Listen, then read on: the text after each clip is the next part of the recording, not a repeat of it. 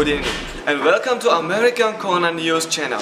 Thank you for joining us. Tonight, we have exciting news for you. This Thursday, Ambassador Jonathan Addleton, former U.S. Ambassador to Mongolia and current U.S. Aid Mission Director of Central Asia, will be visiting the American Corner. Ambassador Jonathan Addleton was born in Pakistan to American parents. He received his undergraduate degree at Northwestern University in Chicago and attended Tufts University in Boston for his MA and PhD. In 1984, Ambassador Addleton joined the U.S. Foreign Service as a program officer for U.S. aid. Ambassador Addleton's career has taken him around the world to Jordan, Kazakhstan, South Africa, Yemen, Mongolia, Cambodia, Pakistan, and Beijing.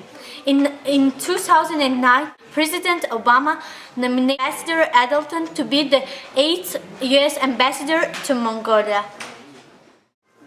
Currently, Mr. Addleton is U.S. Aid Mission Director to Central Asia Republics. Ambassador Addleton manages more than $120 million in U.S. assistance to Central Asia, in fields ranging from education, healthcare, and good governance.